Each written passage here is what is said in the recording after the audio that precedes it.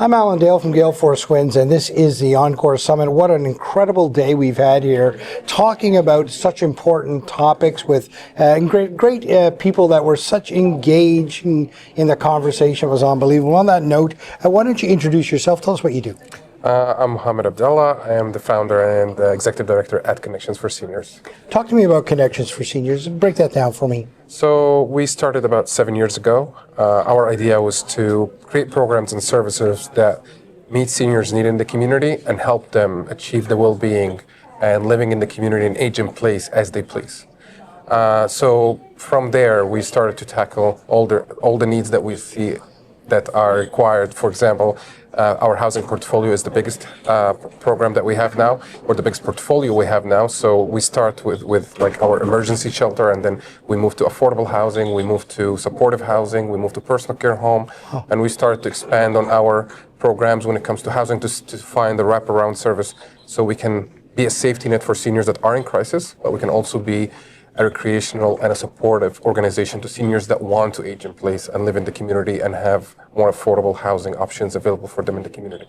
Our portfolio in housing have grown exponentially in the last 5 years specifically. We're hoping the next couple of years we're also going to be one of the biggest housing providers in the province. Wow. When it comes to seniors. The biggest, but also in comparison with other organizations as well, will hopefully be on that map by next year, by next couple of years. On the other hand, we provide also transportation services, food security, snow clearing. All these aspects are small things that we might find as small, but a lot of seniors might move to a personal care home because they cannot carry their groceries. Right. As simple as even talking to somebody every now and again. So we try to create programs that help seniors and older adults to live where they want to live.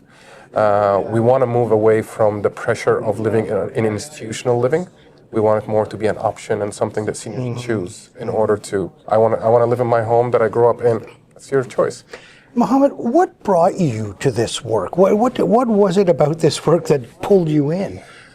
I grew up also in where community takes care of each other.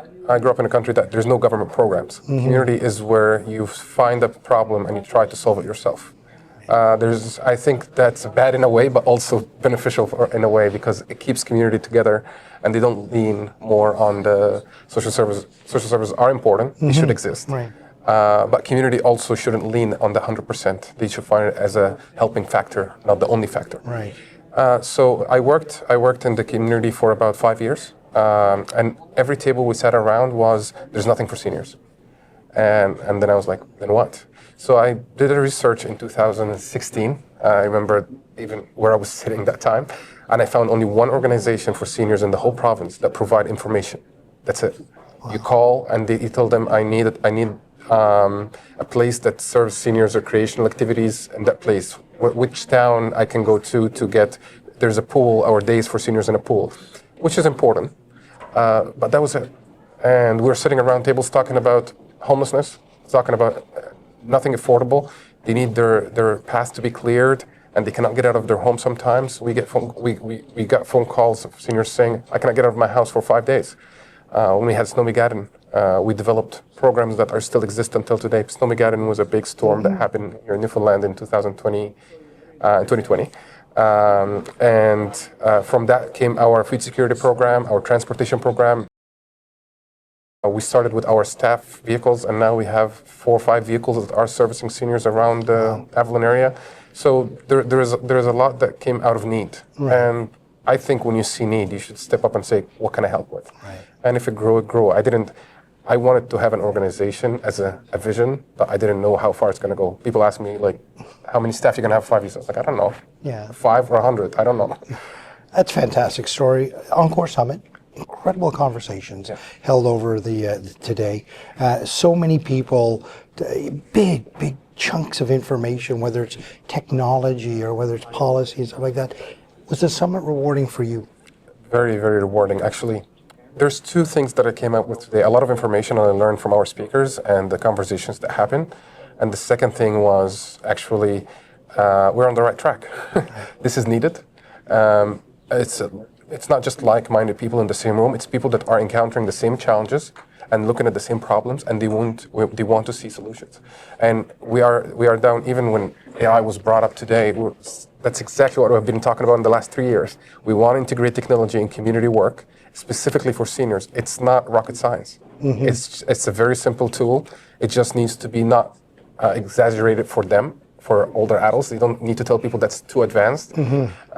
We all stop learning a part of our life because we get used to our jobs. So we kind of have a break from learning, but then we can continue again. We can just catch it up. We have staff that catch up on technology in one day.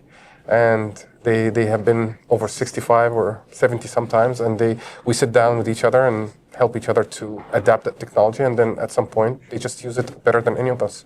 Mohamed, would you see that as being the biggest opportunity right now for the aging workforce, or is there something else that's even bigger?